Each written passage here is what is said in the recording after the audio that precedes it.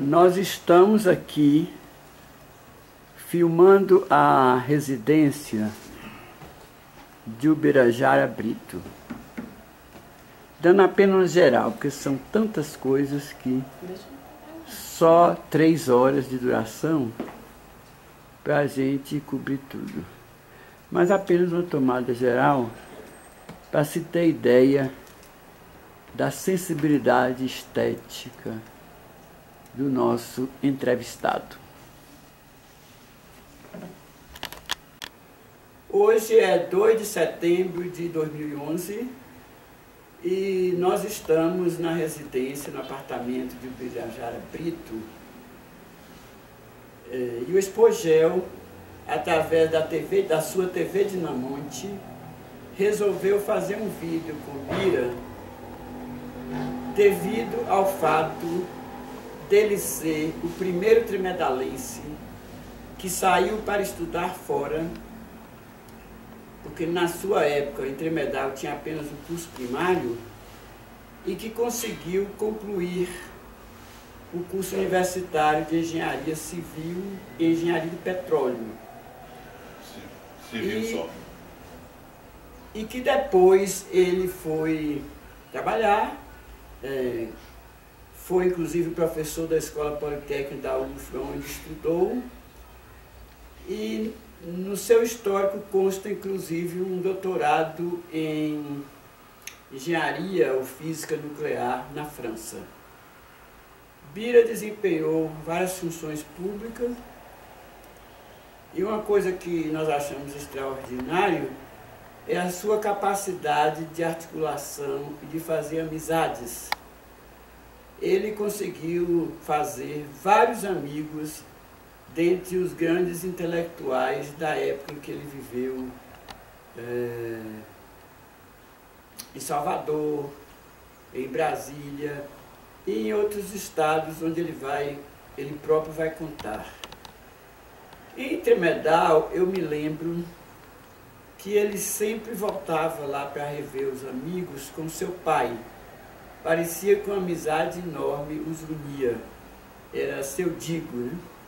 Eram muito amigos, inclusive, de meus pais, e sempre que ia a Tremedal, fazia uma visita à minha mãe e encontrava também meu pai. E Bira fazia uns discursos muito bonitos na praça pública. O sonho de meu pai era que eu estudasse direito para fazer discursos nas calçadas de Tremedal tão bonitos quanto os de Bira. Na época eu era extremamente tímida. Eu tinha vontade de sumir, de me socar dentro de um buraco quando meu pai falava que me queria ver advogada para fazer discursos. Portanto, Bira, você, de uma certa forma, me fez penar um pouco, né? Mas vamos começar a nossa entrevista, que é mais um bate-papo. Eu e muita gente temos muita curiosidade sobre a caminhada de Bira.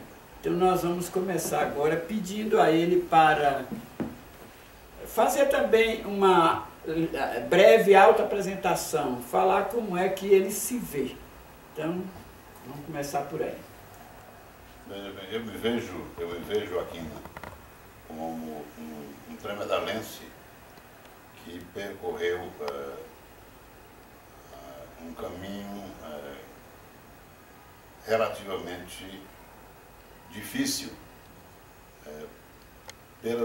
pelas condições que nós tínhamos na época.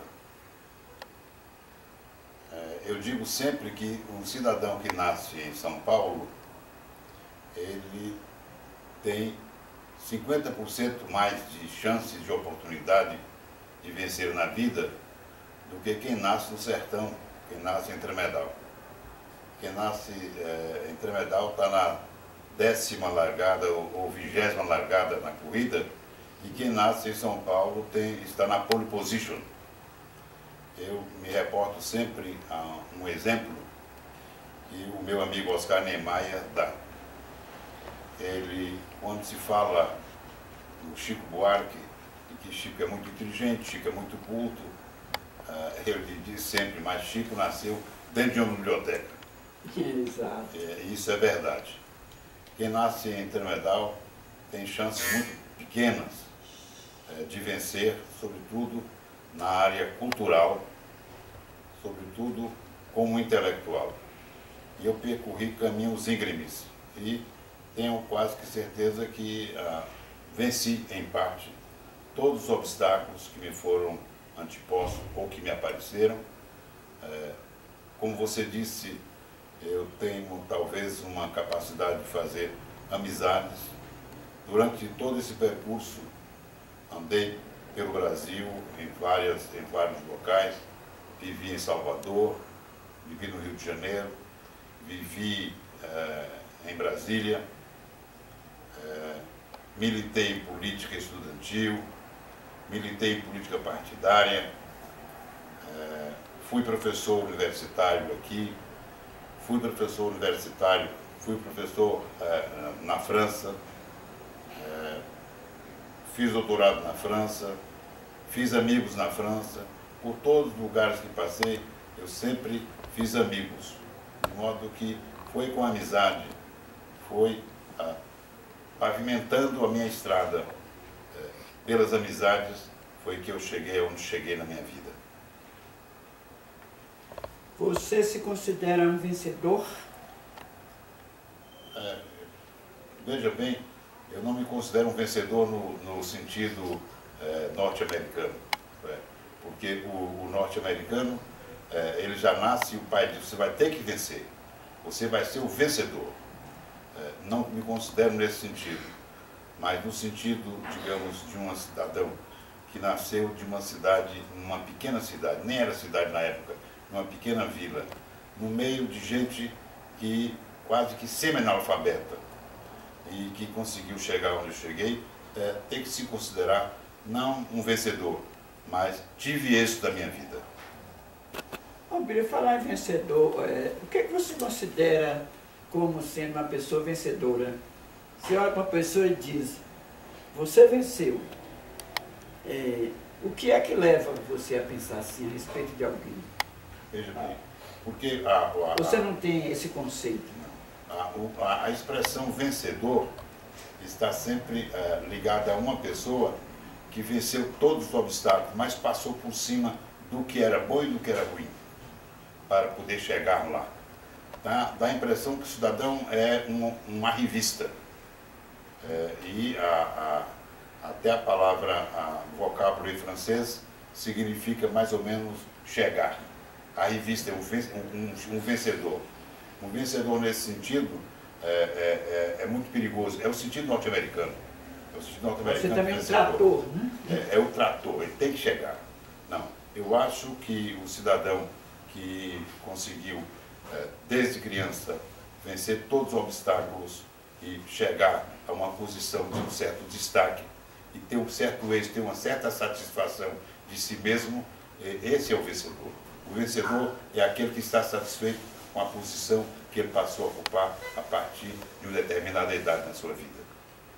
Ou seja, vencedor é aquele que se considera um vencedor e não aquele que é considerado pelos outros como vencedor. Não, exatamente isso. O vencedor é aquele que está satisfeito em chegar a uma determinada posição. E não é aquele que dá satisfação aos outros por ter chegado àquela posição. Bíblia, quando eu vim estudar aqui, já foi em 1961, e a gente, na maior parte das vezes, vinha na carroceria dos caminhões. Quando dava sorte de encontrar uma vaguinha, vinha na boleia. Você vinha para cá, para Conquista, e depois para Salvador. Naquela época já tinha essas linhas de ônibus? Que ônibus, nada. Daqui para Salvador, pelo menos? Como é? Conta a história dos transportes. Daqui para Salvador. Eu, quando comecei a estudar, eu vim em 1947 para cá, para fazer o exame de admissão. Então, meu pai me trouxe, me alojou na casa de Maria Joaquim Carneiro, lá perto, que era tia da minha avó, lá perto do São Vicente. Aquela ruazinha de baixo era toda dela, ali na frente ao São Vicente, naquela pracinha. então me alojou lá, e eu comia na casa de Delagoa, eu almoçava na casa de Delagoa, porque eu vim para me preparar para fazer o exame de admissão. E foi com esse sacrifício todo, almoçando de um lado e almoçando e jantando numa casa e dormindo em outra casa. Porque eu era jovem, tinha 13 anos, e na época para nós 13 anos era de fato um menino. E eu, então, assim eu comecei a fazer a admissão. Agora, para chegar até aqui, nós viemos, saímos de Tremedal ao meio-dia e dormimos em Belo Campo, a cavalo. A cavalo? A cavalo. Dormimos na casa de Dona Loura. Porque de Tremedal a Belo Campo eram 4 léguas. Ou seja, você fazia no meio-dia a cavalo, quase meio-dia. E de Belo Campo até aqui são 10 léguas, ou seja, é uma jornada a cavalo.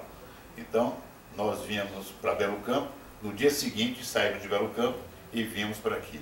E soltávamos os animais ali no fundo do hospital. Ou então, tinha um mangueiro no fundo do hospital, aquilo ali era tudo mangueiro. Parece que é o bairro Jurema, hoje o bairro São Vicente, era um mangueiro. Ou então, soltávamos os animais onde é o mercado hoje, o Ceasa, que eles chamam de Ceasa, que ali era a Baixa da Égua, era um capim espetacular, no fundo da casa da velha Dona Tina Guzmão. Então nós soltávamos os animais ali. Pagava aluguel? Hein? Pela comida dos animais, pelo pasto? Pagava, sim, era pago. Então a gente falhava aqui, meu pai veio comigo e me alojou, me levou ao padre, me disse que eu iria fazer a admissão. O padre indicou com quem que eu deveria me preparar para a admissão, que foi com o professor Arnaldo, se não me engano, que era o que me orientava para fazer a admissão. E então eu fiz o exame de admissão já no fim do mês de junho. Passei 6 meses me preparando aqui para fazer a admissão. Não, 4 meses. Em dezembro eu fiz a admissão. Na escola normal? Não, no ginásio do padre, lá no Padre Palmeira? Padre Palmeira, lá na Praça Sabarreto. Você fez todo o ginásio lá? Todo o ginásio lá. Porque... E não tinha escola pública, escola normal? Não, a escola normal não existia. A escola normal apareceu aqui em 1952, mais ou menos 53, que foi no governo de Régis Pacheco. Em 55 eu já estava saindo para... Só existia esse ginásio? Só existia o ginásio. E a escola normal, a finalidade era só preparar professor para o ensino fundamental. Não tinha curso de ginásio na escola normal. Era só curso de preparação para preparar professores para o ensino fundamental. Sacramentinas também não. Era para substituir e dar oportunidade aos jovens daqui de se prepararem como professores do ensino fundamental, que na época isso se fazia em Caetité. Todos os professores que nós tivemos em Tremedal, Lília Ladeia, Moraes, Arthur Saldanha foi o primeiro, meu padrinho, Arthur Saldanha foi o primeiro professor diplomado em Tremedal. A outra que eu me lembro o nome dela, ela morava na Rua do Espinho. Edith. Professora Edith, muito simpática, muito boa professora. Todos diplomados por Caetité. A primeira turma, o grande celeiro, né, para formar professores. A primeira turma de professores em Conquista deve ter saído da escola normal lá para 56, mais ou menos, 56, 57. Então eu peguei bem novinha, né? 61. Muito novinha. Então a gente via, era um sacrifício. Depois que meu pai me trouxe para cá, ele nem sempre coincidia, ele vinha para me trazer. Então quem vinha me trazer era Crescêncio. Crescêncio era um vaqueiro que existia em Tremedal e que militava, labutava com meu pai na roça, na fazenda, e era Crescêncio que vinha me trazer. Vinha com a minha malinha, que meu pai fez uma mala grande para mim, no cabeçote do burro, e eu montado em outro burro. Durante todos os 4 anos de ginásio, você... Veja bem, vinha a cavalo? No 3º ano de ginásio, eu comecei de quando de vez a pegar uma carona no caminhão de Padrinho Arthur. Arthur tem caminhão. Padrinho Arthur, todo sábado, quando podia, ele descia com o caminhão dele para levar mercadoria para Tremedal. E aí me davam carona. Mas, como a bulé, a bulé era mais cara, um passageiro, uma mulher, era passageiro também para ir para Tremedal, aparecia sempre um passageiro para Tremedal. Então, Padre Arthur não me dava o lugar da bulé, me dava o lugar na carroceria, que ele não me cobrava. Eu ia então... Para não dar prejuízo. Eu ia então na carroceria do caminhão. A gente saía daqui de manhã cedinho, chegava a Tremedal meio-dia. De caminhão. Até o final do ginásio. Até o final do ginásio. E aí, ainda para Salvador, qual foi o meio de transporte? Aí para Salvador eu fui de avião. Primeira vez de avião, daqui para Salvador.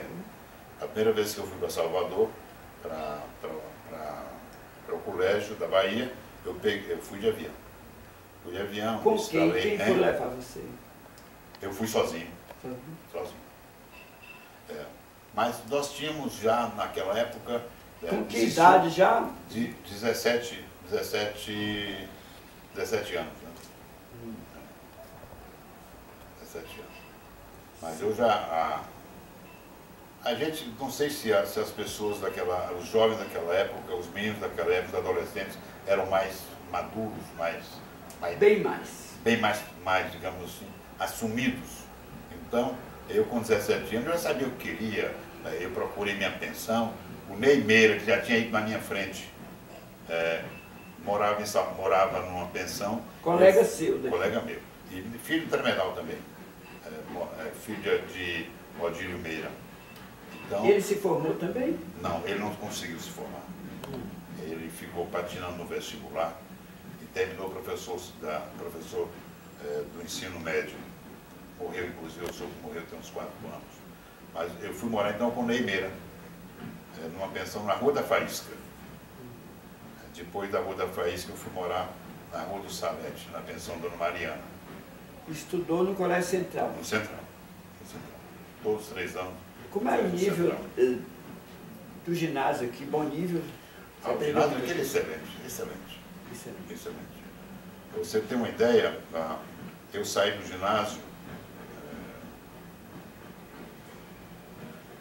eu sabia francês, sabia bastante latim e sabia bastante inglês. Você estudou francês com quem? Eu estudei francês aqui com a professora Beatriz. Eu também. Mas você foi aluno do esposo dela, professor Maia, de matemática? De professor Maia, eu fui aluno de matemática e de inglês. Você estudou quantos anos francês aqui? Francês eu estudei foi do primeiro ao último ano. Inglês também do primeiro ao último. E latim. E inglês foi com quem? E latim? Também com o professor Maia. Maia ensinou a você inglês e matemática. Matemática, professor Hoffman. E o latim com o Padre Palmeira mesmo. O professor latim. Eu acho que eu estudei com o professor Edith. E o Colégio Central também é elevadíssimo nível? O nível é espetacular. O nível do Colégio Central, a gente até brincava que quem ia para o colégio particular ou era burguês, aqueles burgueses de Salvador mesmo, porque os do interior não iam para o colégio central, para o colégio particular. Porque no interior, chegar lá, deixar de ser burguês. A não ser que aqueles que foram para internatos, né? Para internatos. Mas eram os burgueses e quem queria estudar mesmo, dar duro, ia para o colégio central. Porque os colégios particulares, é o que nós chamamos de colégio PP. Pagou, passou. Certo. Central, e quais eram os famosos colégios particulares na época? Bom, o Central estava acima de todos eles, né, que era o colégio público. Dos colégios particulares, o 2 de Julho, primeiro, o Vieira, depois, masculino, feminino, Sacramentinas e Mercedes. Não existiam os colégios maristas, né? E o Maristas também, mas o Maristas era menos puxado, a gente considerava menos puxado do que o Vieira. O Central era bem puxado, o Padre Palmeira também, você tinha que estudar muito para as provas. Padre Palmeira? O Padre Palmeira tinha uma vantagem. O colégio do Padre Palmeira em Vitória da Conquista, ele foi mais do que um colégio particular. Ele foi um colégio quase que público, Porque se o cidadão se inscrevia no colégio, se podia pagar, ficava. Se não podia, ficava do mesmo jeito. E ele recebia algum financiamento público? Nada. Matriculado, se ele estava matriculado no ginásio, se ele podia pagar, ficava. Se não podia, continuava. Ele era uma grande personalidade. Hein? O padre Palmeira era uma grande personalidade. Um homem à frente do seu tempo também. À frente do seu tempo. E, além do mais, ele tinha uma cultura vastíssima. A cultura humanística, cultura literária. O padre era impressionante. Ele fazia missa também? Fazia. Ou era só educador? Não, fazia mesmo. Ele celebrava de 15 em 15 dias, ele vinha à catedral celebrar. Na catedral. Foi com o padre Palmeira que eu iniciei o meu hábito de leitura.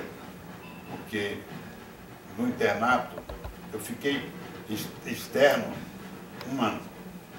No segundo ano eu fui para o internato. Fiquei o segundo e o terceiro ano no internato do padre. E até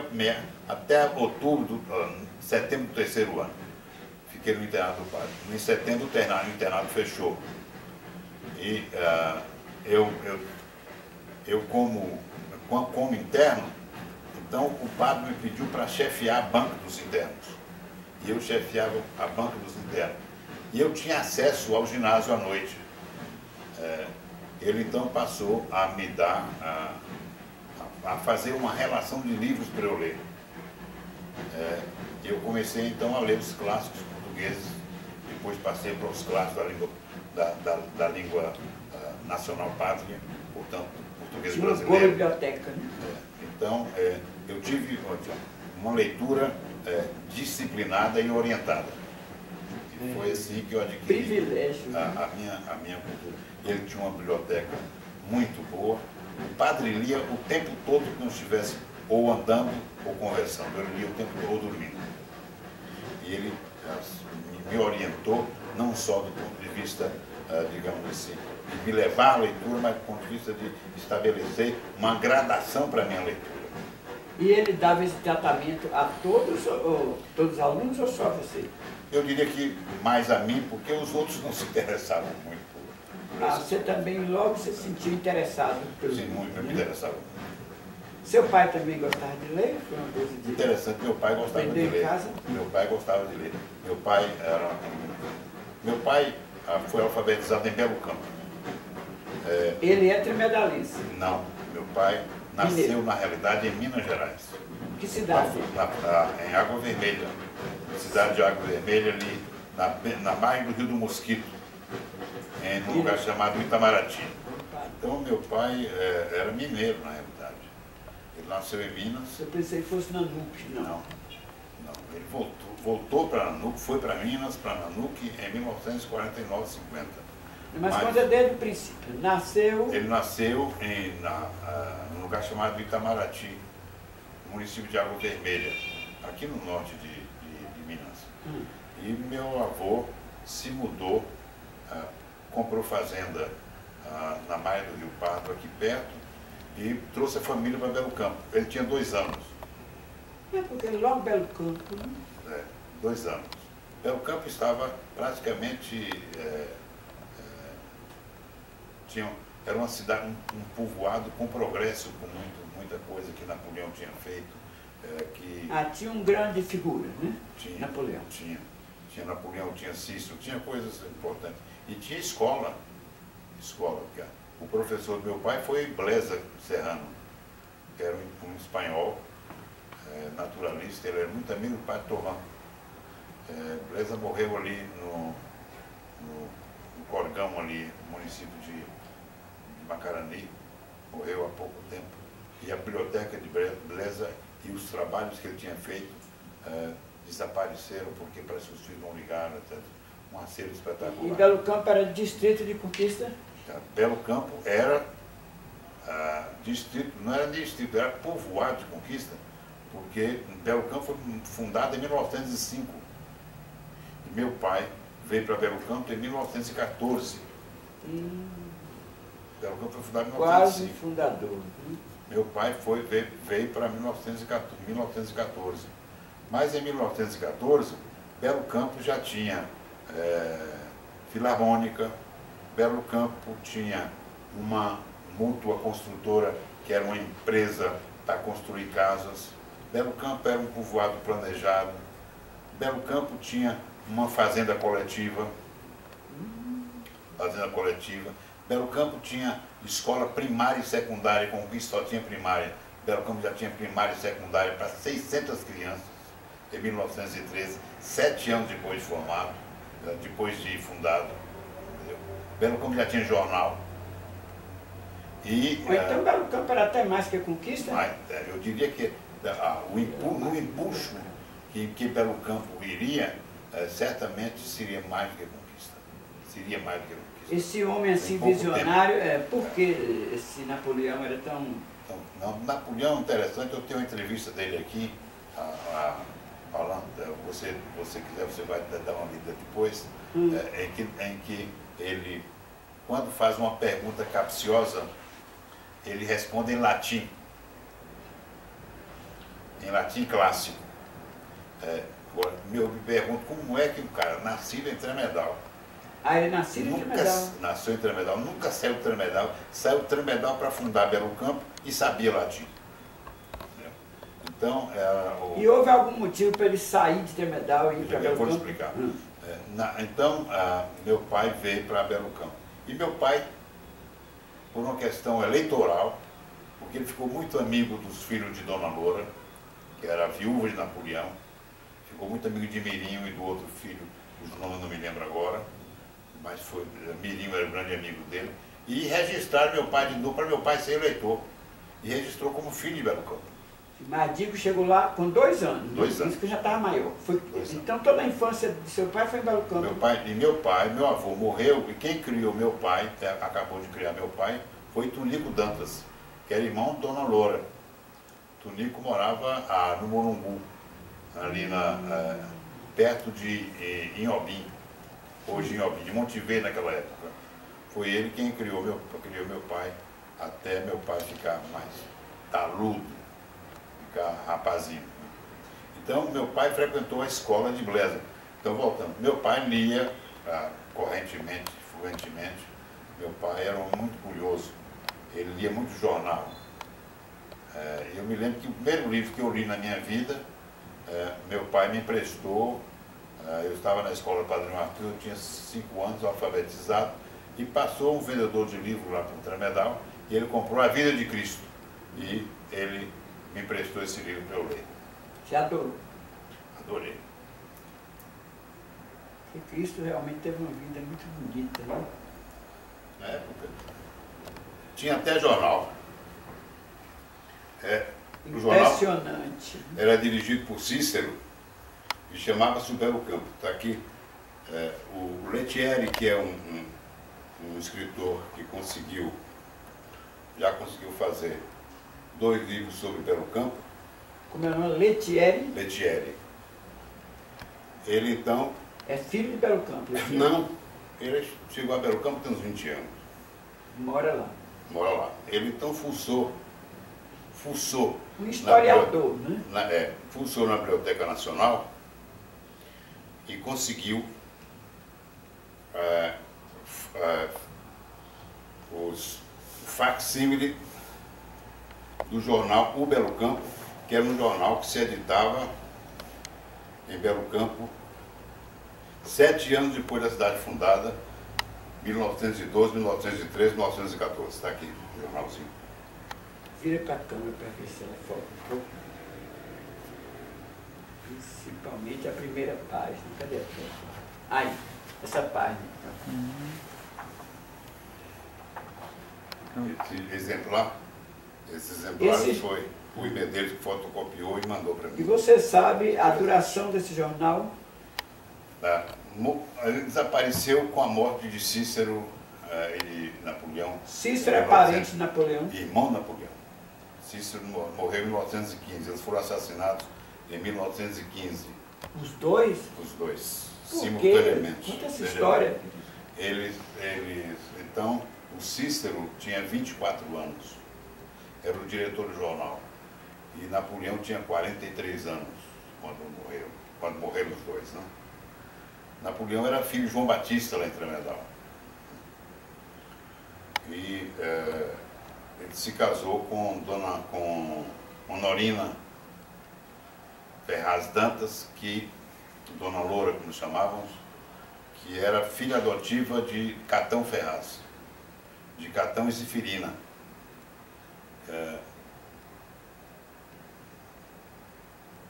Napoleão viveu em Tremedal, era um homem, digamos assim, muito empreendedor. Ele tinha um século à sua frente, né? Mentalidade bem avançada. Muito avançada. Então, ele não queria que Tremedal, o pai dele era o chefe político de Tremedal, João Batista. Ele não queria que Tremedal crescesse para lá, para o lado oeste. Queria que Tremedal crescesse para cá, digamos, pegasse aquela parte ali onde está hoje o chamado Corante, ali vindo para a Lagoa Escura, porque ele achava que a topografia era melhor. Eu sei que ele se desentendeu um pouco com o pai, então ele se mudou para Belo Campo, casou com Loura, que morava no Bom Jardim, que era a fazenda de Catão, e ela era filha adotiva de Catão, casou-se com ela e veio morar em Belo Campo, morar no Bom Jardim. Do Bom Jardim, ele então estabeleceu uma loja na região onde é hoje Belo Campo, que era chamada Chapada das Cacimbas. Estabeleceu e fez o plano da cidade. Esse plano ele comunicou em carta, a planta da cidade comunicou em carta à Biblioteca Nacional, está no arquivo da Biblioteca Nacional. Um plano diretor. Um plano diretor. Largas avenidas, disse tudo como era Belo Campo. E disse que Belo Campo não tinha, na carta ele comunica que tinha uma escola primária e secundária para 600 crianças e que Belo Campo não tinha um analfabeto. É que eu sempre achei Belo Campo. De fato, um homem que estava à frente do seu tempo. Ele ganhou muito dinheiro, herdou muito, porque Loura era muito rica, porque herdou grande parte da fortuna de Catão, a parte de Zifirina, porque herdou não, Catão foi dando de Zifirina também, e ele então, muito rico, em Belo Campo, fundado em 1905, em 1912, Belo Campo tinha jornal, Belo Campo tinha uma mútua construtora que construía casas para as pessoas que chegavam, no alinhamento correto. Belo Campo tinha uma fazenda coletiva, importando zebu para melhorar a raça do gado da época, que nós só tínhamos Guadimar, o pé durão do sertão Guadimar. Belo Campo tinha filarmônica. Impressionante, né? Belo Campo tinha uma indústria de beneficiamento de algodão. Tudo isso eles montaram de 1905 a 1912, 1913. Em 8 anos fizeram tudo isso. Quando é que foram assassinados? Em 1915. Ficou pouco tempo, né? Eles foram assassinados aqui no caminho Eles vieram para a festa da Semana Santa em Conquista e no retorno foram assassinados nos portos. Motivo? Hein? Qual o motivo? A motivo, briga de família. Quem mandou matá-los foi o meu lado, Pedro Lopes e Isabelinha. Pedro Lopes é o que seu mesmo? Pedro Lopes, na realidade... O que é seu lado? Pedro Lopes dizem que era o pai da minha avó. Então Pedro Lopes, depois que meu avô desapareceu, logo depois que minha avó nasceu, Pedro Lopes adotou minha avó. Então, e criou todas as filhas. A Carlota, a mulher dele, não teve filhos, e eles adotaram todas as filhas de minha avó. Carlota não tem ciúme não, ela também concordava, né? Ou apenas obedecia? Tenho a impressão que obedecia. Naquela época era isso. Mas ele era um homem poderoso, porque muito rico, né? Você tem uma ideia, as fazendas dele iam do Pintado até Cândido Salles. Né? Mas terra naquela época não tinha muito valor, não tinha? Não tinha. Mas ele tinha, era muito gado e muito dinheiro. E conseguiu onde esse dinheiro? Com negócio. Ele tinha loja em Tremedal, tinha loja em Sobradinho, negociava com o pessoal de Salvador, com os comerciantes de Salvador, aquela portuguesada de Salvador. Ele vendia charque, ele vendia bacalhau, requeijão, comprava bacalhau, comprava tecido, entendeu? Era um homem laborioso, como se diz. Muito trabalhador, muito bom comerciante. Ele, quando morreu, deve ter deixado 15 mil reses. E a viúva soube conservar? Veja bem. Ele morreu em 1930 e a velha morreu em 1931. Logo em seguida. Por isso. Em 31. Acho que morreu também de tristeza, né? Porque as mulheres naquela época eram muito dependentes, muito ligadas ao marido, né? E Pedro Lopes, ao morrer, deve ter deixado 15 mil reses. Mas meu pai e meu tio, casados com minha mãe e com tia Loló, que era Carlota também, chamava-se Carlota, meu pai, que foi encarregados de juntar esse gado, conseguiu juntar 5.500 reses na partida. Então seu pai era genro de Pedro Lopes, isso? Praticamente, né? Era de genro de Pedro Lopes. Ou minha mãe era herdeira de Pedro Lopes. Né? Minha mãe herdou muito gado de Pedro Lopes.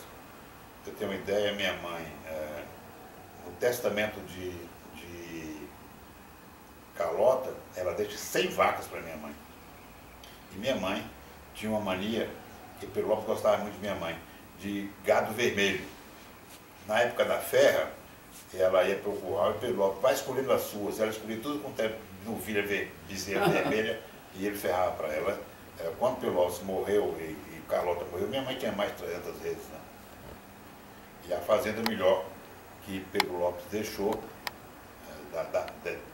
das fazendas de Pedro Lopes, a melhor, que era o Pintado, ficou para minha mãe e tia Loló. Então você não tem origem pobre, não, né? Não, eu tive... Rapaz rico. Né? Entrei numa baixa depois, porque o pessoal não soube guardar essa fortuna. Então o gado foi acabando, vendendo gado, minha mãe vendendo para comer, né?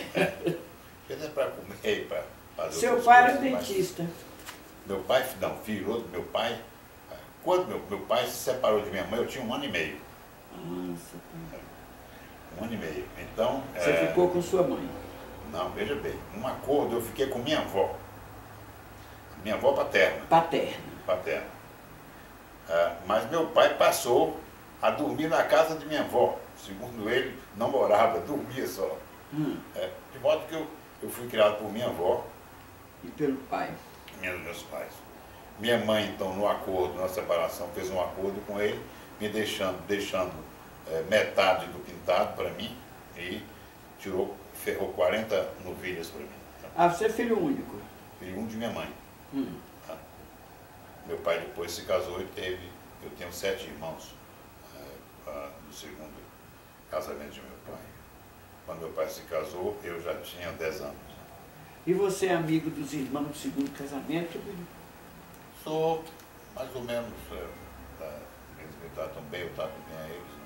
Sou mais amigo de um deles. Né? De qual? Pompílio. Pompílio foi presidente da FAPEX, quando você foi chefe de gabinete do Ministério da Educação, parece, foi? Quem? Você? Não, eu fui secretário-geral. Você descia um cargo em Brasília e ele um cargo na UFBA. Eu fui secretário-geral do Ministério e fui ministro da Educação Interior. Foi quando eu acertei com o reitor para contratar Pompílio lá com... Foi você que pediu ao reitor. Você era amigo do reitor? Muito amigo do Rogério Vale. Quando foi que vocês fizeram essa amizade? Na verdade, eu fiz amizade com o Rogério... Ele é mais novo que você? Né? Mais novo. No Rogério, em Brasília. Quando eu fui para o Ministério da Educação com o Carlos Santana foi como titular, eu fui como secretário-geral, então foi aí que eu conheci o Rogério. Rogério era amigo de Carlos Santana. De Carlos Santana. É amigo ou ele se fez amigo? Não, Rogério era amigo de né? Carlos Santana. Carlos Santana foi quem o nomeou reitor da Universidade Federal. Você soube do rebu que deu? Hein? Você soube do rebu que a gente fez? Soube. Greve de ocupação.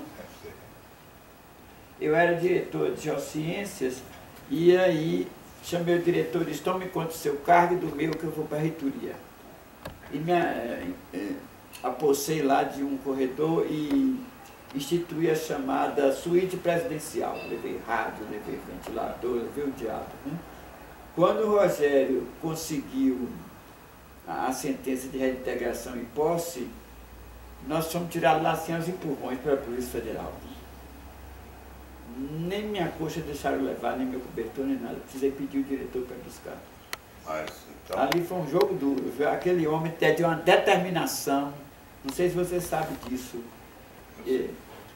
Quando eu me despedi do Conselho de Coordenação, que é o Conselho Superior de Ensino, Pesquisa e Extensão, eu fiz um discursozinho falando sobre cada colega, sou meio emotiva, né? Aí eu disse, quanto ao reitor Rogério aí, eu diria o seguinte, eu admiro profundamente a sua determinação. Diante de uma greve forte de 3 meses, você insistiu e venceu. Eu fui até em Brasília para pegar um abaixo-assinado de todos os deputados federais da Bahia, pedindo aí para renunciar, para resolver a crise. E ele insistiu. Aí eu digo, mas com igual veemência também eu abomino a forma autocrática que você está gerindo a nossa universidade. Mas hoje é um dos meus grandes amigos, é Rogério, eu gosto muito dele. Eu gosto muito dele. Gosto muito dele também. Foi bom reitor na sua avaliação ou você não deu para acompanhar? Nós demos a Rogério tudo que ele pediu. Tudo. Nós construímos aquele pavilhão de classe lá no campus da Federação. Nós recuperamos completamente o Instituto, o Hospital das Clínicas? Edgar Santos, que estava completamente sucateado. Mas isso foi um trabalho feito pelo Eunir Rocha e por diretor Orlando Salles, que era o diretor do hospital, se não me engano. Eunir da faculdade? Meu conterrâneo, meu amigo daqui. Quem? Filho, Orlando Salles. Filho do Gerson Salles, prefeito. Filho de Gerson Salles. Gerson. Ainda hoje trabalha lá ou já se aposentou? Não, ele se aposentou. Ele era professor da... Conterrâneo não, é filho de Conquista daqui. É filho de Conquista. E você é filho de Conquista, por acaso? Não. Mas ele era nosso conterrâneo daqui. Você nasceu em Tremedal mesmo. Claro, nós em Tremedal, nós nos consideramos conquistenses. Mas a vice-versa não é verdadeira.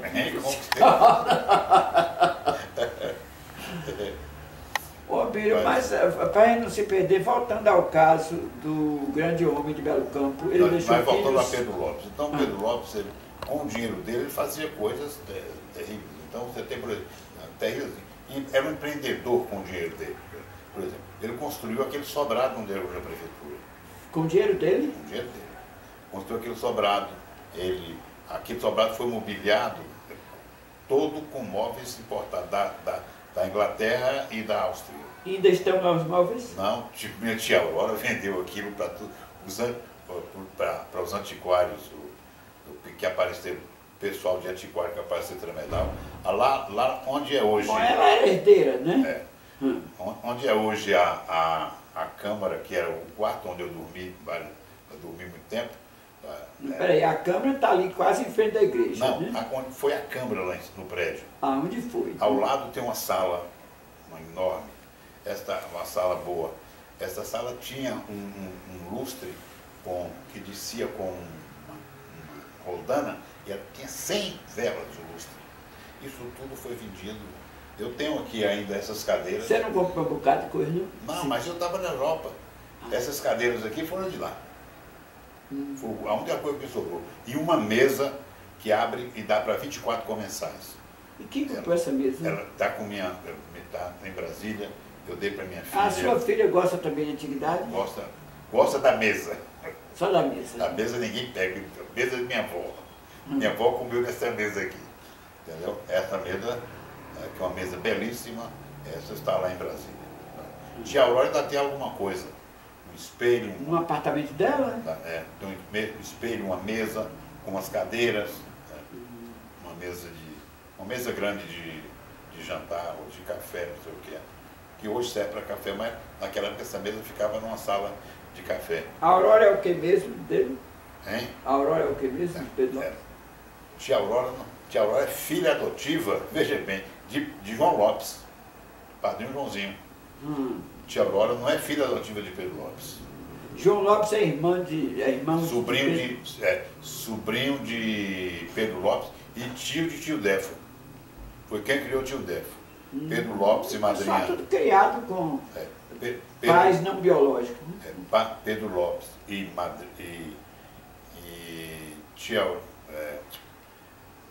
tio Defo e tia Aurora são irmãos de criação, foram criados por padrinho João Lopes e madrinha, minha madrinha. E eles tinham amizade de irmãos mesmo? Não? Amizade de irmãos.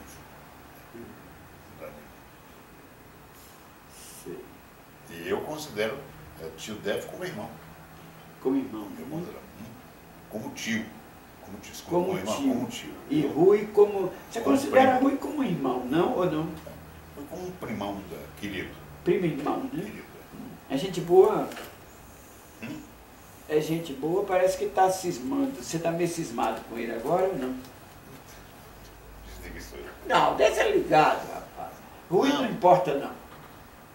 Isso aí só nós mesmo de íntimo que vamos ver. Estou zangado com ele, só isso. Mas porque você tomou partido Zanga de irmão. Sim, mas quem tomou... Ele não lhe fez nada, você que tomou partido de Luiz Humberto, não foi? Não tomei partido. Eu acho que ele Mas você fez... não está zangado com ele por quê? Não é por causa disso? Eu acho que o que ele fez com o Luiz Humberto não devia fazer. Aí você ficou zangado. Fiquei zangado com ele. E ele fez o que mesmo com o Luiz Humberto? Não, desliga isso aí. Aquela coisa lá? Diga aí. Falasse...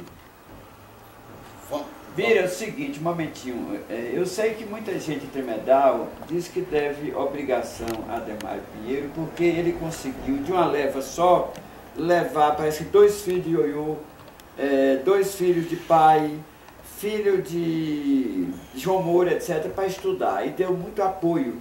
Você também recebeu muita ajuda de Ademar Pinheiro? Conta essa história. Eu recebi sim. Eu vou lhe dizer, por exemplo, quando eu vim para aqui, Adelmário era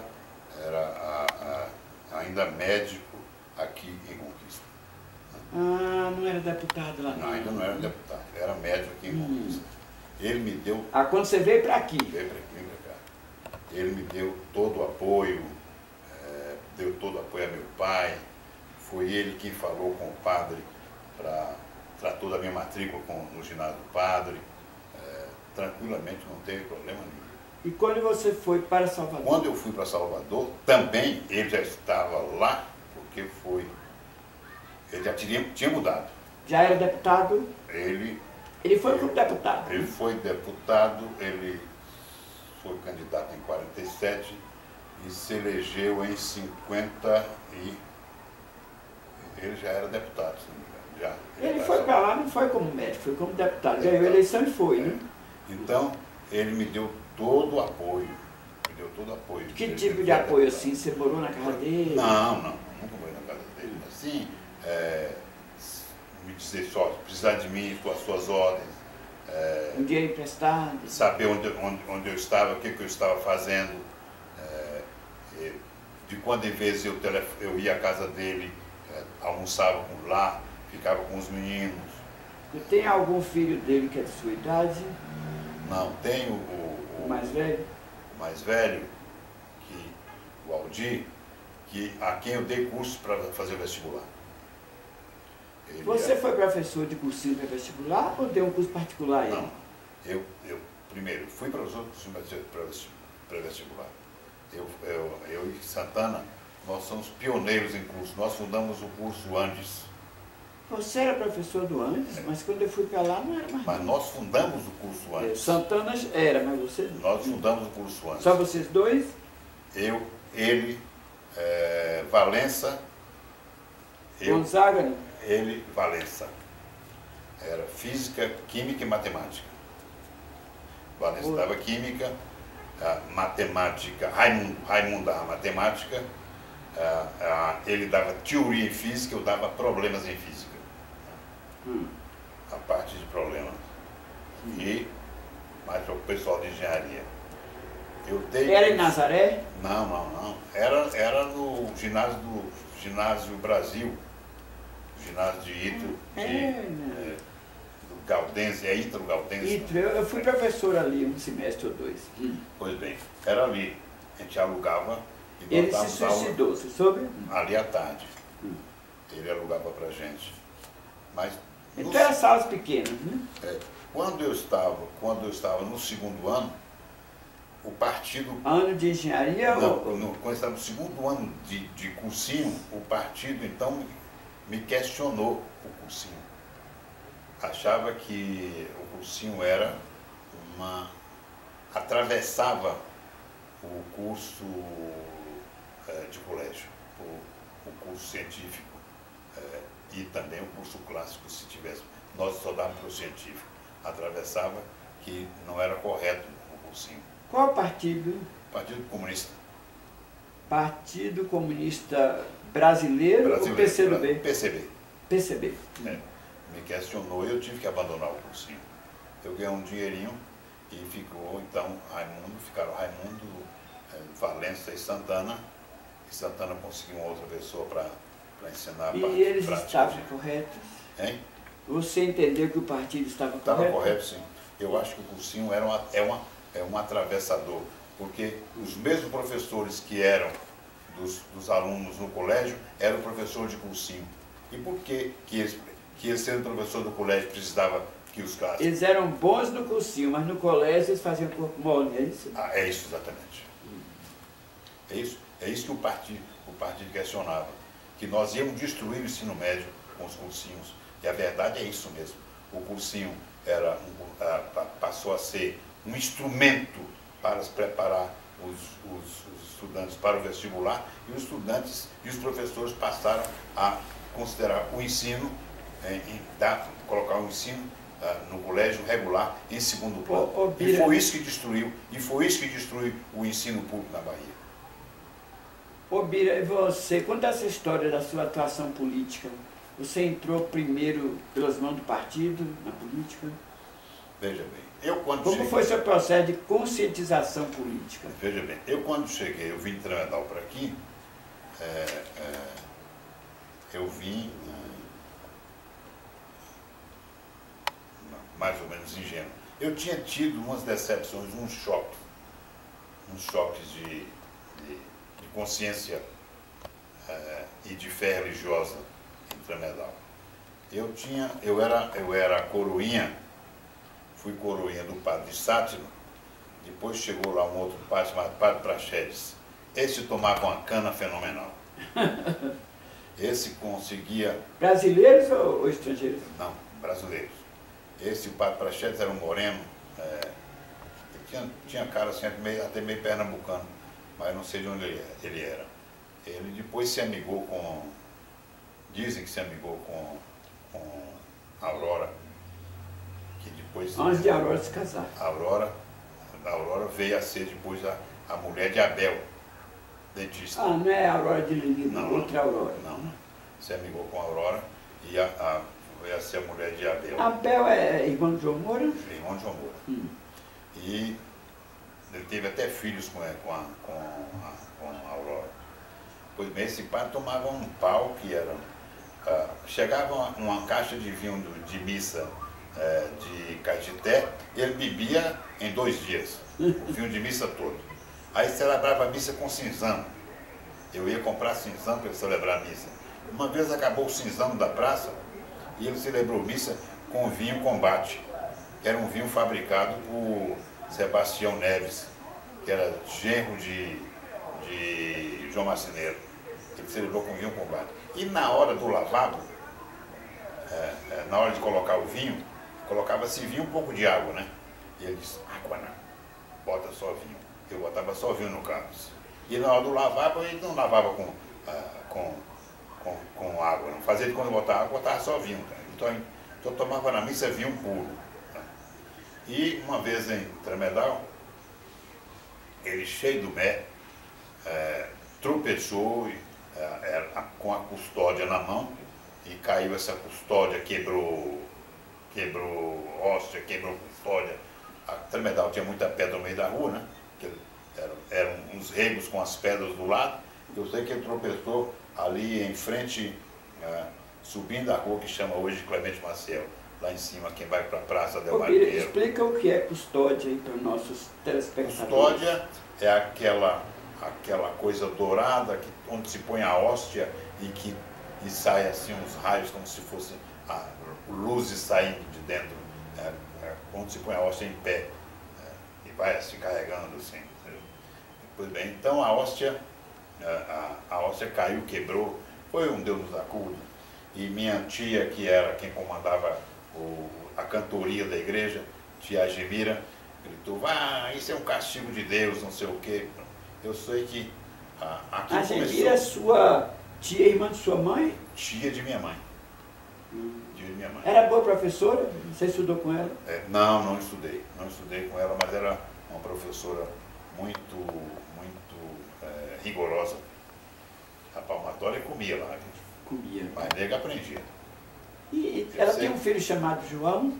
Não é filho, é sobrinho neto. Mas, que ela adotou.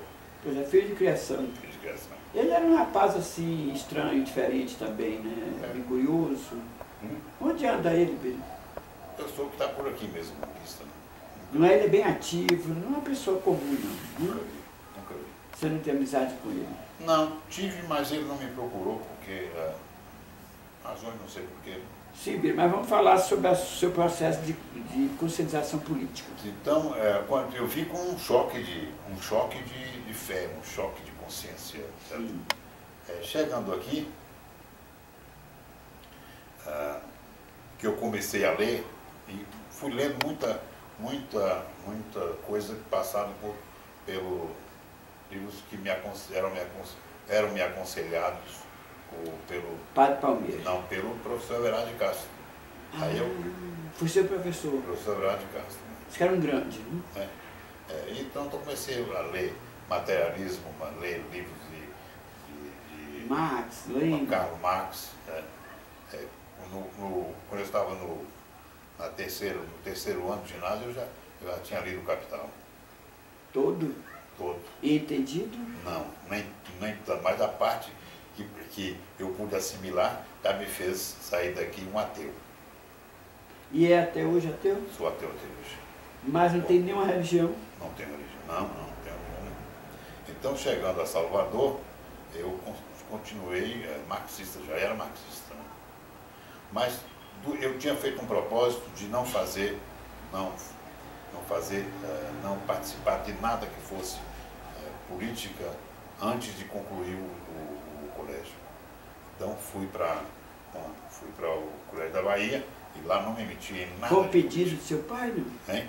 Pedido do seu pai? Não, eu meti na minha cabeça, eu tinha que estudar. É de comer 100%. Depois do colégio, quando eu estava na escola de engenharia e tinha feito concurso para o Colégio da Bahia, aí um dia Carlos Santana, na sala de professores do Colégio da Bahia, disse: "Ô Birajara, por que você não entra começa a entrar nesse negócio de política estudantil, isso dá uma formação muito boa, lhe dá uma abertura." Ele já estava, né? Ele já estava.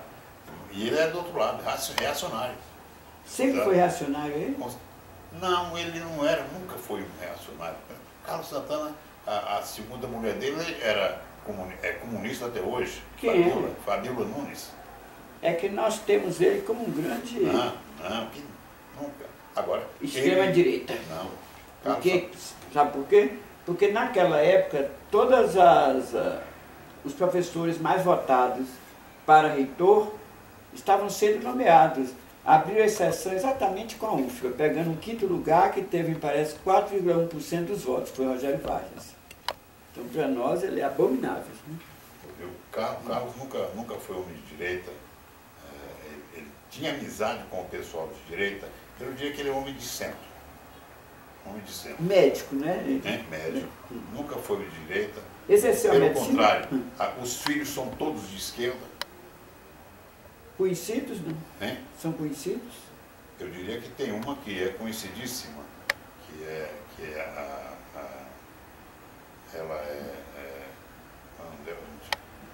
ela mora em Brasília.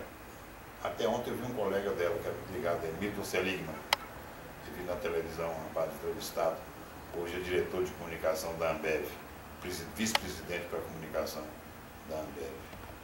Então, de esquerda, ligado ao partido. Petista também? Hein? Petista, hoje não. Olha, eu não Tem sei, ideia para o PT. eu não sei, mas tem a impressão que ela andou namorando com o PT, eu não sei como é.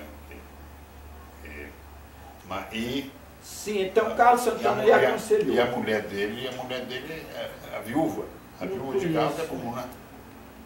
É comuna. Comuna mesmo, essa é comuna cubana. Continua atuando. Mas é uma comunista mesmo. É Fabíola Nunes. Mora onde ela? Mora em Brasília hoje, mas está se mudando para Salvador. Fabíola tem uma irmã, até me deu um livro esses dias aqui, que trabalha na universidade, se aposentou agora, foi aposentada, segundo ela. A compulsória. Hein? Na compulsória? Não, hein? Foi aposentada, então na compulsória, 70 anos. Na compulsória. Ela é historiadora da educação, área da educação. Mas o Fabíola Nunes Aguiar. Mas o Carlos, então, nunca foi homem disso. Pelo contrário. Sempre foi um homem que... Carlos foi quem fez o SUS no Brasil foi Carlos Santana e o pessoal da Fiocruz. Foi um bom ministro, hein? Foi excelente ministro. Nós fizemos pela Bahia o que ninguém nunca fez. Ninguém nunca fez pela Sim, Bahia. mas o SUS, ele foi ministro da Saúde também? Da saúde. Você trabalhou no Ministério Não, com ele? não, só educação. Mas no Ministério da Educação nós construímos na Bahia 2.600 novas salas de aula. Nós resolvemos vamos lançar a estrutura para a alfabetização. 2.600 novas salas de aula, inclusive em Trevedal. Construímos, reformamos 4.600 e equipamos. 4.500 equipamos. Construímos 5 centros educacionais modernos, boa parte deles estão sendo utilizados pelo UNEB hoje. Um em Jacobina, outro em Itaberaba, outro em Barreiras, um em Igaporã e um outro em Salvador, o Eurídice Santana. No governo de Sarney. Construímos 7 escolas técnicas, de 22 que construímos no Brasil, 7 foram construídas aqui, na Bahia e que depois se transformaram em Cefet. E por que privilegiar a Bahia? Porque vocês são da Bahia? Calma. Primeiro, uma em Barreiras, uma em Guanambi, uma em Vitória da Conquista, que é o Cefet aqui, uma em Eunápolis, outra em Santa Inês, outra em Valença e outra em Bonfim. Deixamos mais 3 projetadas, mas os prefeitos comeram o dinheiro, aplicaram o dinheiro erradamente, não abriram concorrência. Construímos a escola técnica de Catu, na escola técnica de Catu, um pavilhão de laboratório, na escola técnica do Barbalho, outro pavilhão de laboratório. Nunca nenhum ministro da Educação fez pela Bahia tanto quanto Carlos e eu, quanto passamos pelo Ministério da Educação. Nunca nenhum. Quem fez parecido foi Clemente Mariani, que construiu aquelas escolas rurais e construiu, que era Educação e Saúde, e construiu os hospitais regionais. Foi Clemente Mariani. Mas nenhum ministro foi melhor para a Bahia, mas por que privilegiamos a Bahia? Veja bem, quando o Carlos assumiu o ministério e eu fui para a Secretaria-Geral, ele me disse, olha, Vila, eu vou fazer política, você vai fazer administração do ministério. Então, sempre é assim, né? O ministro faz política, né? Então, ele me transformou em ordenador de despesa, ou seja, ele me deu a minha autoridade, passou a ordenação de despesas para minha competência. Ou seja, na realidade, o ministro para a administração era eu, ele era o ministro da política. Aí eu cheguei e falei, Carlos, olha, eu não cheguei aqui pela Bahia, cheguei por Minas Gerais. Quem me trouxe para Brasília, que levou para Brasília foi Tancredo. Não fui pela mão de nenhum baiano. Mas estamos aqui agora. E eu tenho certeza que a Bahia nunca teve uma oportunidade como esta de realizar coisas pela Bahia. Porque é uma terra de políticos fracos, né? Porque os pouco baianos, idealistas. os políticos baianos não sabem pedir. Sabe? Só pedem no varejo, não pedem coisas São importantes. humildes, só pedem bobagem. Não tem vontade política a pedir. A nos CM, grandes principalmente, um problemas. homem com tanto Então, poder, não pediu nada quase. Então, vamos fazer pela Bahia o que os outros fazem para os seus estados quando assumem o ministério. Ou seja, não levaram os pedidos a vocês, não. Vocês é que ofereceram. Vou dar um exemplo aqui. Falei com ele. Vou lhe dar um exemplo. O Bornhausen passou aqui pelo Ministério. Lançou 20 escolas técnicas. Nós estamos lançando 22. Quem começou o programa foi Bornhausen. Lançou 20 escolas técnicas. Botou 8 em Santa Catarina. Em Santa Catarina tem uma escola técnica e vê outra. É um estado desse tamanho. Então, por que não vamos privilegiar a Bahia? Ele disse, rapaz, você deixa comigo que eu sei fazer essa coisa. Deixa comigo que eu vou fazer. E privilegiamos a Bahia. E foi a sorte que a Bahia, quando nós saímos do Ministério, a Bahia saiu com infraestrutura em prédios escolares, em equipamentos escolares, para o fundamental, que não precisava mais nem construir nenhum prédio mais, que estava pronto para a universalização do ensino fundamental. Para você ter uma ideia, tem tanto prédio escolar na Bahia que em Tremedal tem 2 fechados. 2. O Adelmário Pinheiro e o Rio Branco. Entendeu? Por que não tem aluno? Porque não tem prédio demais. Que em Salvador também está se fechando. Está fechando. Está se fechando. Isso nós decidimos fazer pela Bahia. Agora, fizemos porque ninguém nunca nos pediu, para lhe dizer, quando eu havia localizado o Cefet aqui, a escola técnica, eu recebi Raul Ferraz e recebi Clóvis Assis, que eram deputados federais. E Raul me pedindo para a escola técnica, levar a escola técnica para lá, ainda me disse uma coisa, para Conquista receber a escola técnica, eu me alio até Antônio Carlos. Eu falei, não precisa, Raul, porque eu já coloquei a escola técnica em Conquista. E o Clóvis Assis também foi lá me pedir a escola técnica. Eu falei, não, fique tranquilo, a escola técnica já está em Conquista, vai ser construída em Conquista. O prédio é bom? As instalações são ótimas. Eu não conheço os prédios. Hoje o curso tem curso superior tecnológico.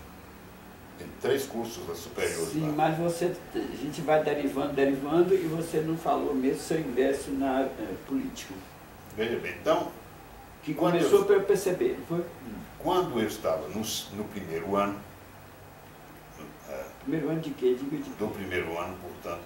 Científico?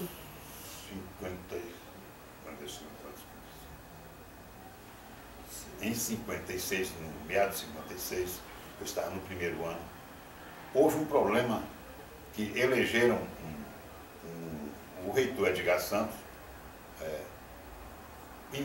praticamente fez uma jogada e conseguiu escolher o presidente do DCE. Então nós fizemos um impeachment em cima desse presidente, botamos o presidente para fora, porque ele era da escola de engenharia, que no rodízio cabia a escola de engenharia. E aí então eu fui para presidente do DCE, aceitei. Já no primeiro ano de faculdade? No primeiro ano. E foi aí então que... Você já era politizado? Hein? Você já estava politizado? Você sabe o quê? Politizado. Não, eu estava pronto, porque a minha cabeça estava pronta. Todo mundo sabia o que eu era. Só não era E atuante. aprontou onde? No Central? Não. Se você não quis lá se meter com política. Não quis, mas ficar na escola de engenharia eu quis. E foi quando eu comecei e o pessoal E sabia. já entrou para dentro do DCE sem ter passado nem pela DA? Nada, passei por nada. Nada, não. Direto para o DCE. Porque isso eu acho que você falava muito bem, impressionava ou Eu não? falava muito bem, tá? Eu tinha que ter alguma razão. Eu tinha muito prestígio porque eu tinha passado no vestibular com nota muito alta. Eu passei no vestibular com nota 9 lá em Fumaça. O segundo lugar foi com 7,2. Você passou em primeiro lugar. Primeiro lugar. Chamou muita atenção? Dizem que foi, chamou. Dizem que foi um dos 4 vestibulares melhores da... Falam que tem até uma placa com o seu nome mesmo. Não sei, não tem? Não sei, alguém me falou que tem lá uma placa com o seu nome, melhor aluno. Você foi o melhor aluno de seu tempo lá na Escola Politécnica durante toda a sua passagem? Não me considero melhor aluno. Eu digo que melhor aluno, quando se fala, é em nota. Você sabe disso, Não, né? nota não. Porque Eles julgam só por nota. eu tinha tanta atividade, eu era o cara de mais destaque, achava mais não sei o que, mais isso, mais aquilo. Achava que eu tinha uma cabeça muito boa. Você foi contemporâneo de Gonzaga, Luiz Gonzaga? Fui. Luiz Gonzaga é 1 ano ou 2 na minha frente. Contemporâneo seu na Politécnica, tem muita gente que se tornou assim, acima dos seus pares, se destacou, Como professor, ou na vida política, ou ou na engenharia. Tem um rapaz assim que se destacava muito, destacou, mas virou um professor de cursinho e da escola. Nós quisemos, inclusive, levá-lo quando eu saí para a Europa. Quando eu estava no estudo de física com o Bautista, nós quisemos mandá-lo para o exterior, conseguimos uma bolsa para ele ir para os Estados Unidos fazer matemática. Ele era um excelente matemático, o Ademar Pinto Marx. Mas ele não quis, né?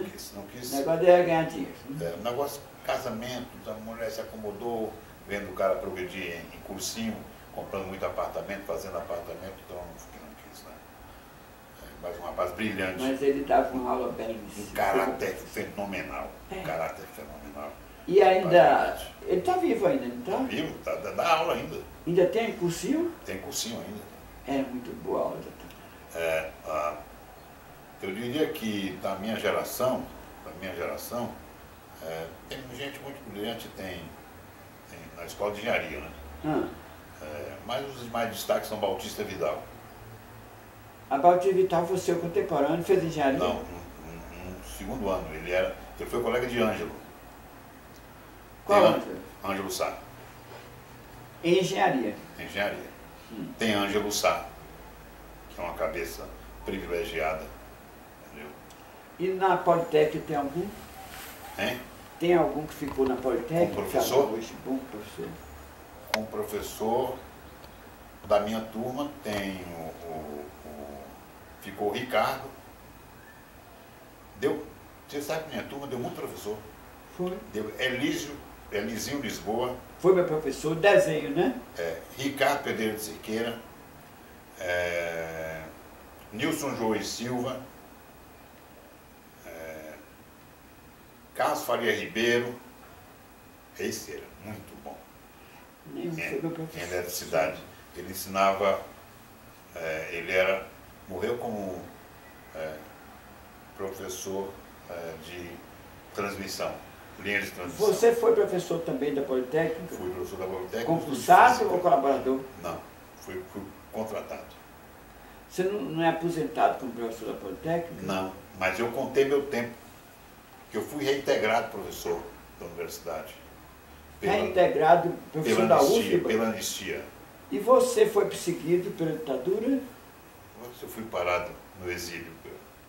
Teve que se exilar, foi? Não, fui parado no exílio. Conta essa história para os nossos telespectadores. Eu posso saber, mas eles não sabem nada. Vamos parar um pouquinho? Então fica nisso, né? Eu fui a Salvador, falei com o Tiago agora, chamei ele. Aqui, vá lá. Entrou para o DCE, e daí? Para o DCE. Então, entrei para o DCE Aí eu fui fazendo política de modo geral e tendo uma certa penetração nos meios partidários baianos, porque como eu era ligado ao Partido Comunista, eu tinha acesso a políticos baianos para fazer reivindicações. Sei foi que ano tomar Bira posições. De 56, 57. Fiz de 56, 57. E, sobretudo, porque eu era considerado o orador jovem na Bahia, né? Quando você entrou para o DCE, já fazia parte do Partido Comunista? Já era membro Eu do já era Partido? comunista. Então eu era orador jovem, eles apelavam para mim quando tinha solenidade, ou então quando tinha um comício em que eu pudesse participar, e o partido convinha participar, então eu participava. Né? Nesse meio tempo, então o partido orientou para que nós nos infiltrássemos em alguns partidos burgueses da época. Né? Uns foram para o PSD, outros ficaram no PTB. Filiando-se mesmo, né? Infiltração via filiação, né? Formal. Claro, formais, infiltração formal. E como eu tinha muita ligação com Adelmário Pinheiro, então eu fui, e com Orlando Moscoso, que era o do PR, então eu fui orientado para o PR, entrar no PR. Entramos eu, o Mecenas Mascarenhas, que é pai do Meceninhas, o menino que trabalhou aí no governo de Queta, na prefeitura. O Hélio Ramos já era aparentado, não era comunista, mas era, digamos, aparentado comunista, já estava lá. O pai parece que é pai do Embaçaí, Orlando Embaçaí, não sei se é pai ou parente dele, também, que era ligado ao partido, também foi para o PR. Então, e outros foram para outros partidos. Né? Esse partido era de centro? Esse partido era um partido reacionário, que é o partido cujo presidente era Manuel Novaes, e do qual participava o doutor Adelmário Pinheiro. Adelmário, embora fosse um homem assim, de origem humilde, fosse um homem preocupado com os mais despossuídos, mas era um reacionário, porque ele era muito religioso.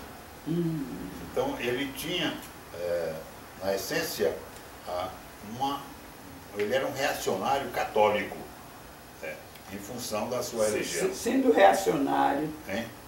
reacionário, talvez ele se preocupasse com os pobres apenas de Tremedal ou conquista, mas os pobres de um modo geral. Talvez até pela religião. De um modo geral, mas um cristão, um bom cristão, generoso, um cristão generoso, né? Mas do ponto de vista assim, ideológico, doutrinário, ideológico e partidário, na hora que essa coisa era levantada para um outro nível, que não era o da assistência social. O nível do assistencialismo. Porque se é reacionário quer que as coisas continuem como estão. Né? O assistencialismo, ele era um dos nossos... A preocupação dele com a pobreza, mas via assistencialismo apenas. Mas não era, digamos assim, um homem que aceitasse o comunista como um ser normal. Tanto que eu não sei se Adelmário fosse vivo, como é que Bertinho, que foi do partido, Bertinho foi de qual partido? Do Partido Comunista. Também. PCB. PCB. Como é que ele aceitaria Bertinho com a consciência? E eu acho que tem mais irmãos de Bertinho que também têm ideias avançadas, embora não tenha participado do partido. Bertinho participou ativamente do partido. Não é mais comunista hoje. Eu também não hoje ele é petista, né? Passou depois do PT. Mas não é nem petista. Porque livre pensador. Eu também.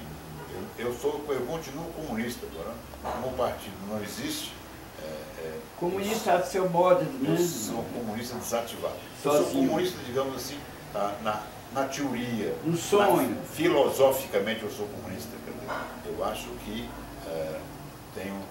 tem outros modos de nós fazer justiça social que não seja esse do assistencialismo. Tem outros modos mais lógicos. Você não acredita que no próprio capitalismo poderia chegar a um nível bom de condição de vida para todos, não? Eu acho que o capitalismo é inviável como um regime da humanidade. Bem-estar social é possível. Porque o capitalismo se baseia no lucro. Mas na Europa eles não conseguiram um Estado bom. E você não pode, entendeu? Ter lucro para todos. Quando um ganha, o outro, alguém tem que perder. Certo, mas foi no regime capitalista que vários países da Europa conseguiram um estágio razoável de bem-estar social. Razoável porque estão vendendo serviços, estão utilizando matérias-primas dos países menos desenvolvidos. Na hora que os países menos desenvolvidos fecharam a torneira, a coisa muda lá. Aliás, já fecharam, já estão começando a fechar, a coisa já está começando a mudar. A coisa muda lá. Da mesma maneira. Mas você fazer outra pergunta sobre isso. Mas há uma coisa também, que é possível que você tenha, digamos assim, um regime de justiça social sem ser um regime baseado no ateísmo. É possível. Você encontra países, digamos, na Escandinávia, onde o salário de um operário entre o menor salário e o maior salário varia de um fator 5. Isso já é uma aproximação bastante para... Eu entrevistei uma baiana que trabalhava no Ministério do Trabalho na França, ou algo com esse, pode ter outro nome, mas significando isso, e na época ela me disse que na França a relação era 5, entre o menor e o maior salário, na França. Não é nem é longe da Escandinávia. Veja, na minha época não era isso. Não era, não. Quando eu morei na França... Era quanto, mais ou menos? A relação você tinha entre o menor salário... É a tal coisa. Você tem entre o menor salário que é de um operário, na França você calcula, você tem 1.800... Hoje ou quando você morou lá? 1.500 euros. Hoje? Hoje. 1.500 euros. Agora, o salário de um presidente, diretor-geral de uma empresa é muito mais. Isso é 20 vezes mais, 30 vezes mais. 30 vezes. Mas aqui a relação entre o salário de um juiz e de alguém que ganha salário mínimo é quanto? Bota aí 24 mil dividido por 500, dá 50. Não, eu lhe digo, quer dizer, eu tenho uma aposentadoria que dá uns 40 salários mínimos. Tá? Pois é, mas a relação do juiz a um desembargador é mais do que 50. É mais do que 50. 60, eu acho uma injustiça. Imagine um presidente da Petrobras, por exemplo. Agora, a relação entre o salário dele e o salário mínimo. É mais do que 100, né? Deve ser um absurdo. Porque ele ainda tem participação no lucro da empresa. Tem um bocado de coisa, tem um bocado de vantagem. Há quem acredite que mesmo no regime capitalista, se o povo ganha uma consciência a ponto de exigir que o Estado não seja apenas colocado a serviço da burguesia, que o Estado funcione como freio para evitar lucros exorbitantes, ou não evitar, mas pelo menos exigir que boa parte seja repassada sob a forma de imposto, que a gente possa conseguir condições de vida boa para todo mundo. Realmente num país tão rico quanto o nosso ainda. Eu acho, veja bem, mas você está de convir que o burguês, o empresário, ele não dá nada espontaneamente. Não seria dar o Estado, que é muito forte, é que teria que tomar. Mas o que quer fazer o neoliberalismo? Quer enfraquecer cada vez mais o Estado. É o chamado Estado mínimo. É o Estado mínimo. Quer dizer, digamos, o Estado mínimo é o Estado da economista em inglês com o nome dele, esqueci. Mas o Estado intervencionista, que é o Estado de Keynes, esse sim já tem alguma força para mudar. Mas isso depende, a meu ver, Aquele muito... que escreveu A Riqueza das Nações, que é o nome dele. Esqueci o nome. Eu acho que isso depende muito, sabe de quê? Do controle, porque o Estado é como se fosse um órgão que está submisso a forças. Tem a força da burguesia muito forte e tem a força dos trabalhadores. Até agora a burguesia sempre empurrou o Estado para a direção que ela quis, porque a força dos trabalhadores é muito pequena. A força, digamos, dos oprimidos e dos injustiçados. Se esses oprimidos e injustiçados ganham consciência, e no regime democrático a tendência é eles ficarem talvez cada vez mais conscientes, de tal maneira que haja mais equilíbrio nessa correlação de forças que pressionam o Estado, eu acho que a coisa tende a melhorar. Por exemplo, a Constituição reza um imposto sobre grandes fortunas. O Congresso Nacional até hoje não regulamentou, não legislou sobre o assunto. A participação no lucro das empresas vem desde a Constituição de 46. Pois é, até hoje não foi colocado em prática. Agora eu lhe pergunto, uma das razões... Só se coloca em prática em algumas empresas estatais, por causa da Petrobras. Por causa do nível de consciência dos petroleiros, que é elevado. Mas o que eu perguntaria a você é o seguinte: eu penso, está lá o Congresso Nacional, os deputados e os senadores, que estão ali quase todos eleitos com dinheiro do empresariado. Daí a pouco tempo aproxima-se outra eleição que eles vão precisar de novo do dinheiro dessa gente. Na hora de aprovar as leis, vocês acham qual é o interesse que domina? É claro que domina o interesse de quem financia as campanhas dele. Você não acha, por exemplo, que se o povo pressionasse, o Estado passasse, o governo passasse a financiar as campanhas, não seria melhor? Por um lado, que pessoas pobres e competentes teriam chance de chegar lá. Por outro lado, os deputados e senadores não estariam com o rabo preso aos empresários que financiaram suas campanhas. Não já seria uma boa melhora? Olha, o que você fala sobre isso? Eu vou lhe dizer uma coisa. Se houver financiamento público para as campanhas eleitorais, os candidatos ficaram muito satisfeitos que é mais dinheiro do erário que vai para eles, porque eles vão continuar recebendo o dinheiro dos empresários. Mas aí teria que haver uma fiscalização. Eu estou dizendo se fosse totalmente financiado pelo Estado. Mas é difícil, porque você não pode exigir ética de alguém que chega lá sem ética. Como é que você vai exigir que um congresso como esse que está lá, chegou lá sem ética nenhuma, passando por cima de tudo que seja ética, que seja moral? Como é que você vai exigir que esse congresso mude? E como é que você vai exigir que o povo force esse congresso a mudar? O povo que está no nível da educação baixíssimo no Brasil. A instrução no Brasil está cada vez pior. A educação está cada vez pior. As pessoas estão aprendendo a ler e deformando o seu caráter, a sua ideia, o seu sentimento, e o seu compromisso de cidadania está sendo deformado pela mídia.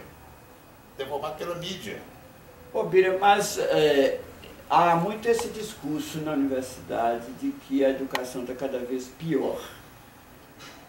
Eu lhe diria o seguinte, na minha avaliação, do ponto de vista de formação da cidadania, para mim, o sistema escolar que eu tive de 1956 até 1973, quando eu me formei, não foi melhor nem pior, foi exatamente igual ao atual, ou seja, as escolas e as universidades preocupam-se apenas em transmitir conhecimentos técnicos, não passam de aparelhos reprodutores dos interesses, aparelhos ideológicos da burguesia. No meu departamento, por exemplo, quando eu fui chefe, que eu levava algum assunto de natureza mais política, sempre aparecia alguém para dizer: professora, a senhora nos convidou para uma reunião departamental, portanto, de natureza técnica. E a senhora está tratando de um assunto político, não tem cabimento aqui. Sempre. Os professores que são militantes político-social na universidade, que nem eu, são discriminados pelos outros. Principalmente os doutores que se doutoraram no Canadá, na Inglaterra e nos Estados Unidos, que quando voltam profundamente colonizados. Eu sinto que quem sabe fazer doutorado na França, na Espanha, às vezes volta com um nível de politização melhor. Mas nesses outros países de língua inglesa, não. Eu chego a ponto de achar que alguém que sai fazendo doutorado na Inglaterra, nos Estados Unidos, etc., melhor teria sido que ele tivesse ficado apenas com mestrado ou até com a graduação e especialização. Porque ele volta de salto alto e tem um nome que reduz bem. Ele não volta um PhD, ele volta um PhDeus. Deus, PhDeus, ou seja, com o rei na barriga e a idiotice na cabeça. Ele não contribui, ele contribui minimamente.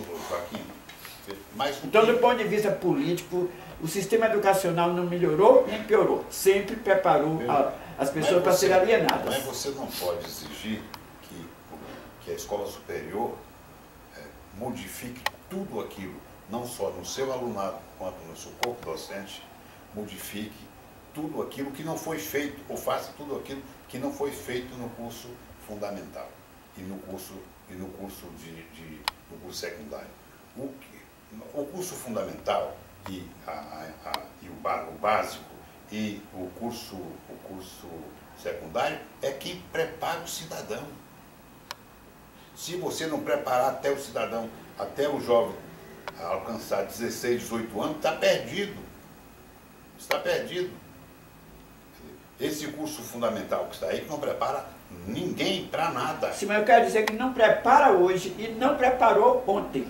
Pelo menos depois que eu estudei, que foi de 56 para cá. Pois eu diria o seguinte. Não deu o menor preparo. O meu curso primário, que foi feito em Tremedal, não me preparou como cidadão, me preparou, digamos assim, para amar a pátria, admirar a pátria, mas fez até um patriotinha. Cantar o hino nacional, admirar a bandeira, os símbolos da República, etc. Isso eu aprendi na escola primária. Já foi um bom caminho. Mas no secundário, eu lhe garanto que já me fez um cidadãozinho. Mas foi a sala de aula, foi os professores ou foi sua militância no Grêmio? Não, foi a sala de aula, foram os professores. Os professores.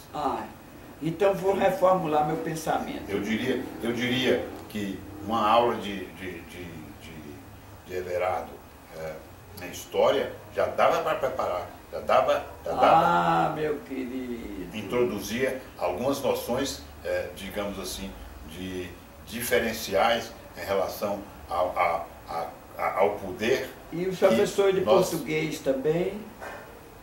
Os professores de português também? Também. De francês, de inglês, todo? Não, francês e inglês não, porque a gente diria, mas o francês sim.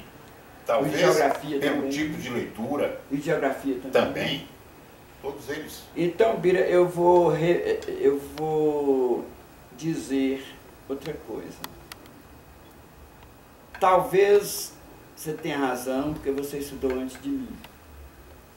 E eu me lembro quando eu fazia o ginásio em Conquista, eu tinha muita vontade de avançar para ter lá na frente alguns professores, que eu não tenho uma memória boa, não me lembro. Eu lembro bem que Everardo era um deles. Eu tinha loucura para avançar mais, para ter logo esses professores que tinham uma grande fama. Só que quando eu lá cheguei, eu não pude tê-los, porque veio o golpe militar e afastou todos eles. Quando eu fui estudar no Colégio Central da Bahia, famosíssimo, foi em 1966.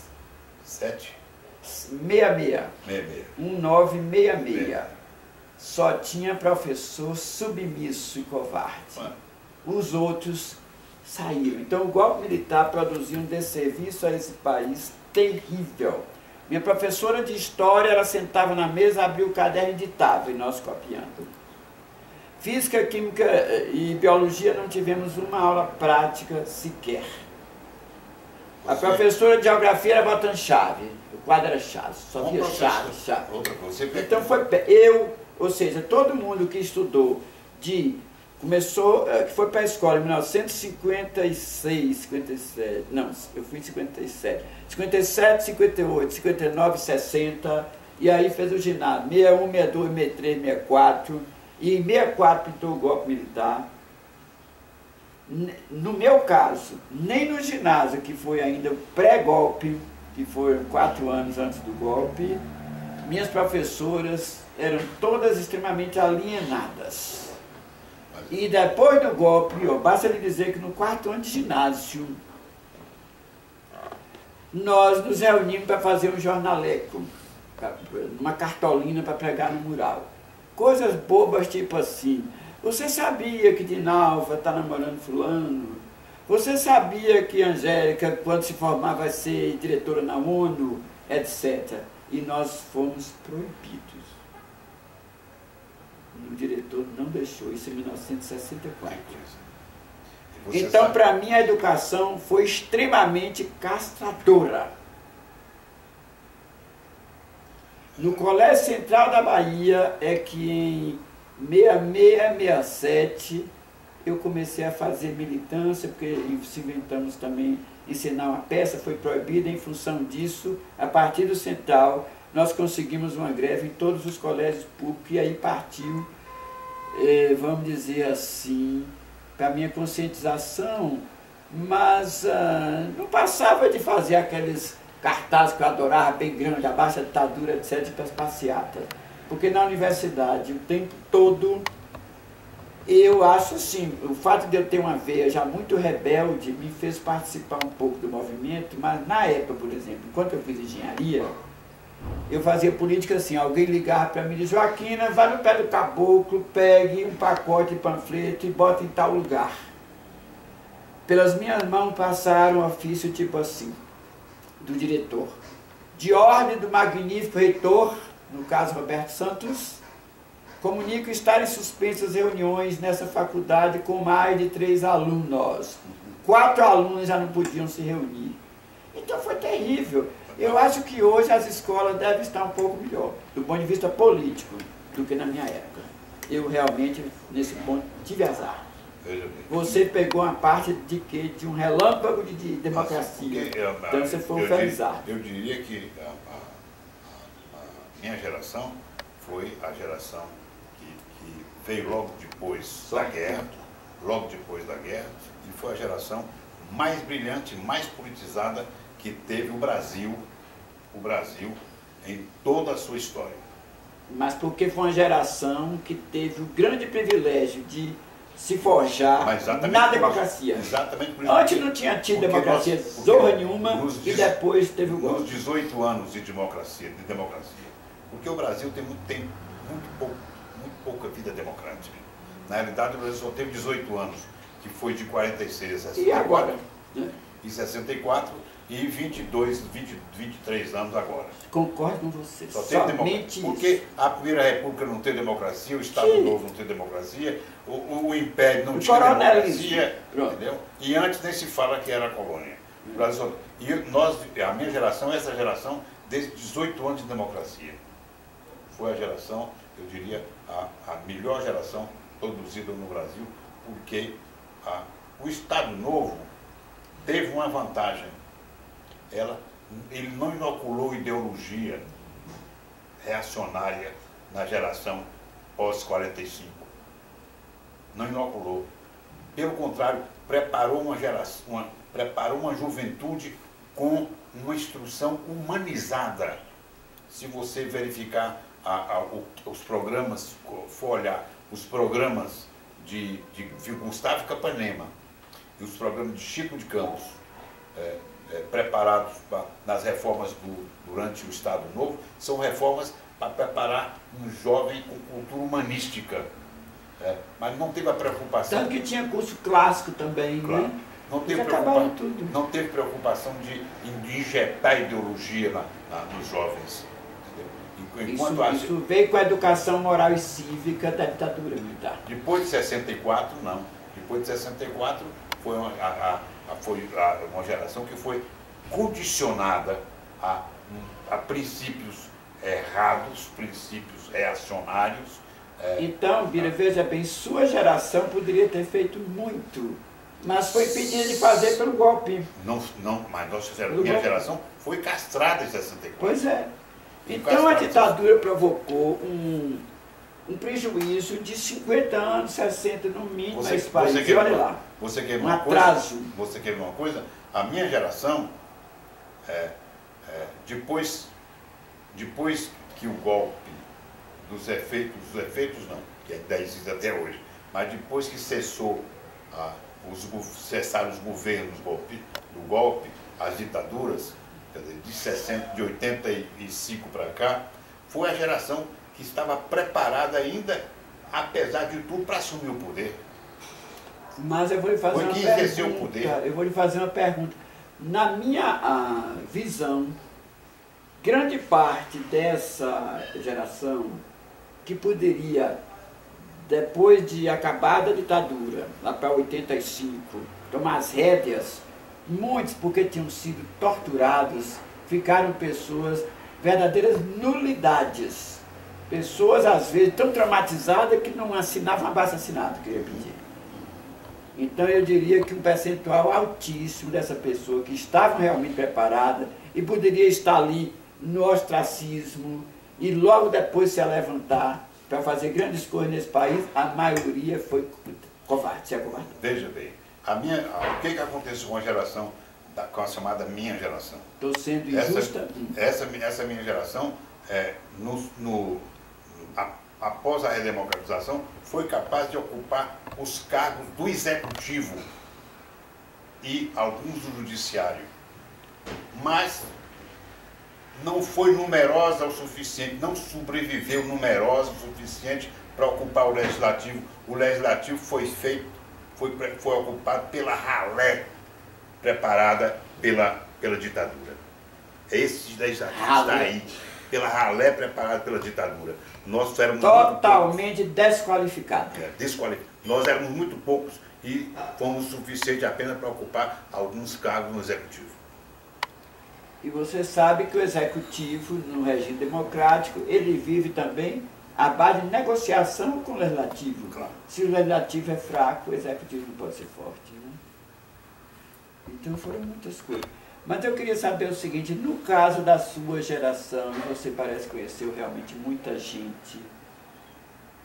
Você acha que depois da passada os governos militares, alguns realmente revelaram-se verdadeiros reacionários?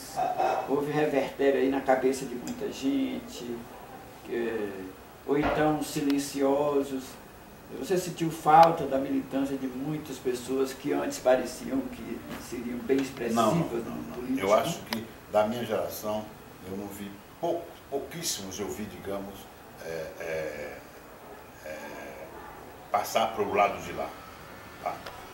Se tornarem reacionários, contundentes, etc. Pouquíssimos. Eu sei que alguns foram eliminados. Foram. Tá?